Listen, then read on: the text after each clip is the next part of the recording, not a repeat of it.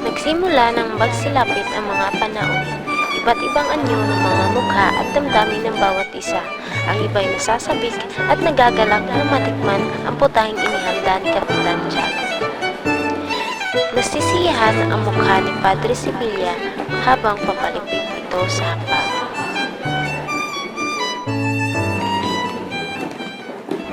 Si Padre Damaso naman ay nakikitaan ng pagkayumot. Kayo na po umupo, Padre Damaso, sapagkat kayo ang karapat-dapat na bumpiso ng pumanang ginang ng may bayat at hindi kaibigan. Hindi naman po katandaan, Padre Sibilya. Sa palagay ko, ikaw ang narapat na ako. Sumusunod lamang po sa inyong utos. Hindi ko inuutos, hindi ko Ngunit hindi na ito pinansin ni Padre Sibilya at sa halip ay umakto na ito ng pag-upo. Hindi pinaunlakan ng tinyente ang alok ni Padre Sibilya sapagkat ayaw niyang mapagitnaan ng dalawang pari.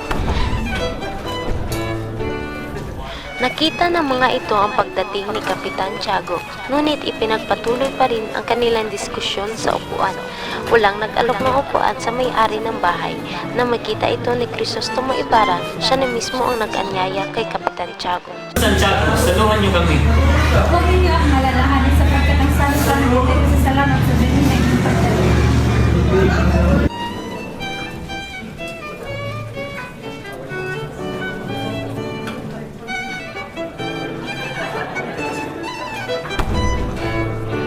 Ipinahain na ang tinola upang matikpan ni Ibarra at ng mga panaong.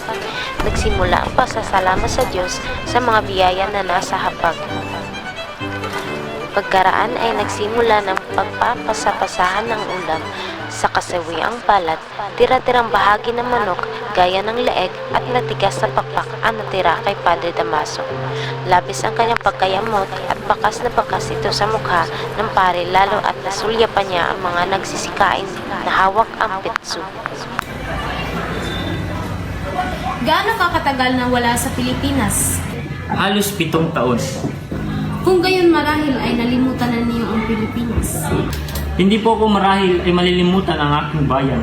Samantalang lagi ko na lamang itong alaala ang aking lupang sinilangan. Ano po ang inyong ibig sabihin? 1 taon rin akong hindi nakapagbalita sa Pilipinas. Hindi ko yung mabatid ang nangyari sa aking ama. Nagpatuloy ang kwentuhan tungkol sa mga karanasan ng Ibarra at mga wikang kanyang natutuhan at sinalita sa mga bansang napuntahan tulad ng Europa at Alemanya. At saan ka naroon at hindi ka nakapagpadala ng telegrama? Senyora, sa nakalipas na 2 taon, ako ay nasa hilagang bahagi ng Europa, sa Armenia. Nakilala ko sa Espanya ang isang pool mula sa Warsaw na ang pangalan ay Stadniczki, kung tama ang alala ko. Malamang, ngunit sa kasalukuyang sandali, ito ay hindi ko siya matandaan. Pero hindi mo siya mapagkakamali sa iba. Siya ay mapula na parang ginto at masama magsalita ng Espanyol. Iyan ang magandang mga pahiwatig. Ngunit sa kasamaang palad, habang naroon ako nagsasalita, lamang ako ng Espanyol sa ilang konsulado. Kung gayon, paano ka nakaraos? Ang wika ng bansa ay nakatulong sa aking ginang. Marunong ka rin bang mag-Ingles?